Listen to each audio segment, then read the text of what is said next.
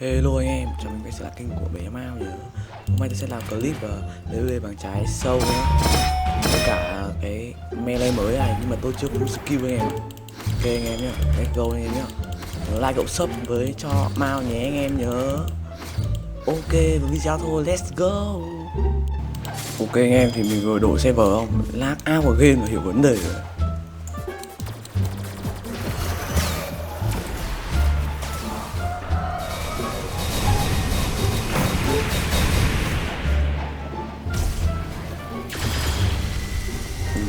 Chơi fit V4 anh em hay định hủy cái server.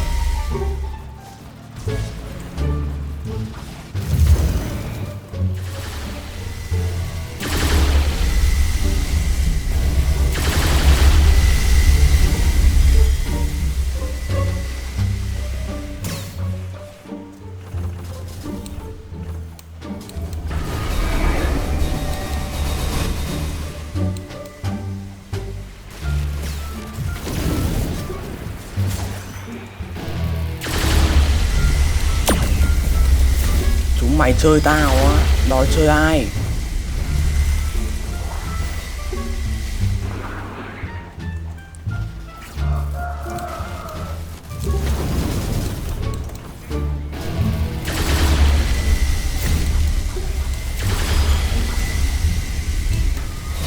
Đòi chơi anh á mấy em.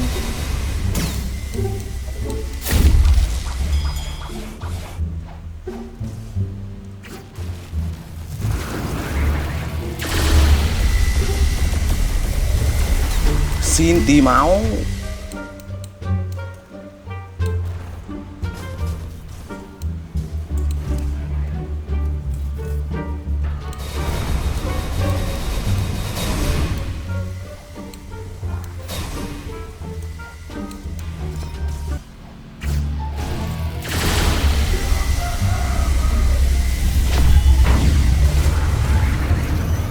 Xin tí máu em ơi. Cày lắm. Không làm gì mình mà em, không làm gì luôn mà.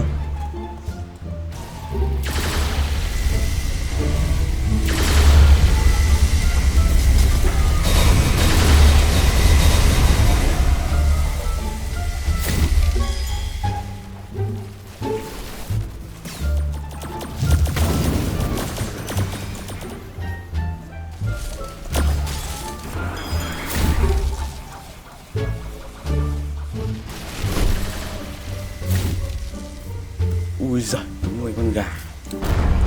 Đòi ăn ai, đòi ăn ai, đòi ăn ai.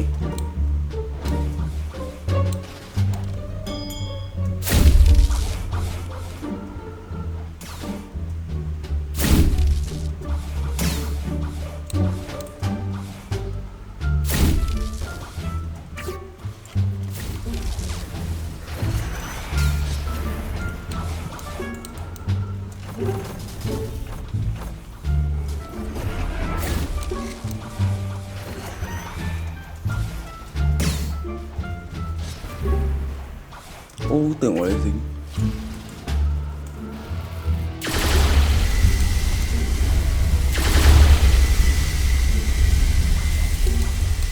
Cứ tưởng thế là ngầu anh em, cứ tưởng thế là ngầu. Cứ tưởng thế là ngầu em. Cứ tưởng thế là ngầu nhỉ. Cứ tưởng thế là ngầu. Cứ tưởng thế là ngầu.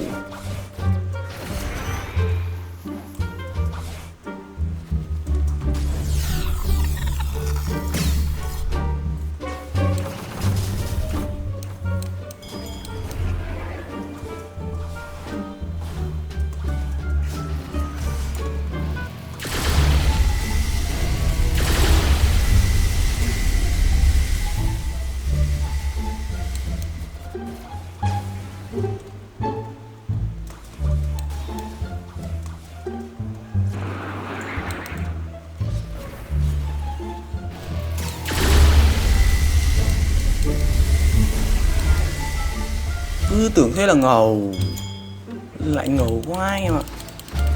Mấy đâm mới này nó khó dính em ạ. Phải có mấy cái nào stun nó mới dễ dính. Còn chạy âm nhạc thì thôi, chiêu C đó lại quá mạnh. Sai em thì mình đã dụ một em béo ra, em béo.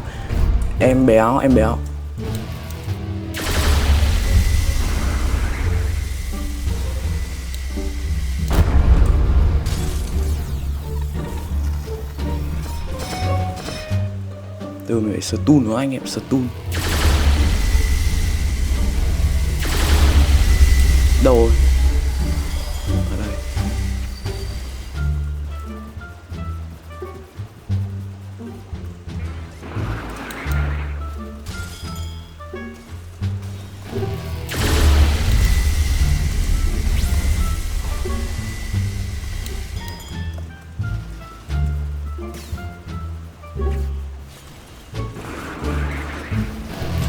Ô, mẹ game. Cái này khó dùng thế.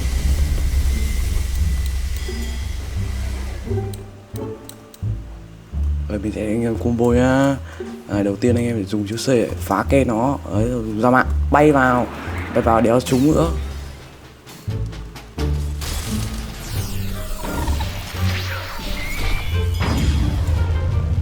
Em biết gì đâu nhỉ, em biết gì đâu.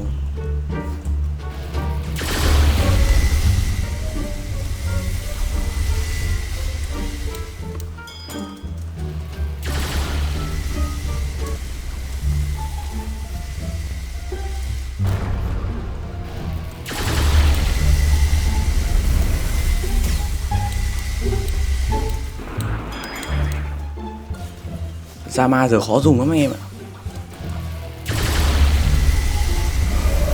Sợ đỉnh cấp. Sợ em thấy không, kỹ năng mà mới làm được thế. Anh em phải học tập tôi. Kỹ năng anh em hiểu chưa? Kỹ năng này, nhìn này. Chết mẹ nhầm. Ui giời. Skibidom đom co dít mau. Skibidom mau. Giờ anh em thấy chưa? Kỹ năng ấy, kỹ năng phải thế anh em hiểu chưa? Kỹ năng. Nhờn. Sao? Cái tiếp anh em, tiếp rồi.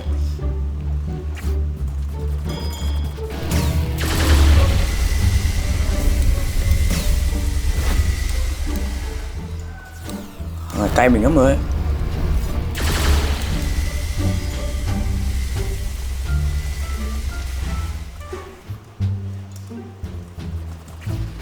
Kỹ năng em ơi.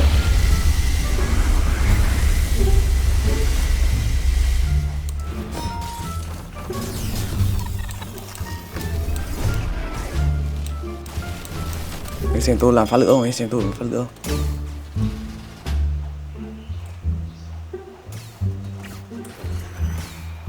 Sao? Kỹ năng thượng thừa anh em ạ, kỹ năng thượng thừa ấy.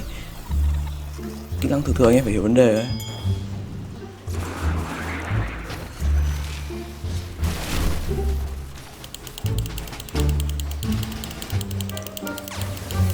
Anh sẽ tôi đánh thử.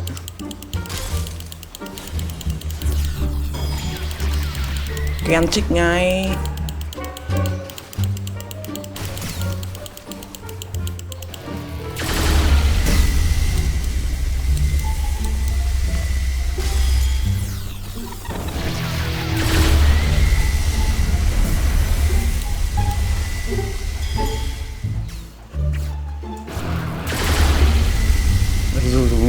Dùng nhạc ấy. Thằng này phải chết. Sao? Thằng này phải chết. Tôi mà có skill 3 thôi tuyệt vời anh em ạ. Bá đạo luôn. Rồi. Quá mạnh rồi. Anh em ơi, chỉ có đúng một câu là quá mạnh đi.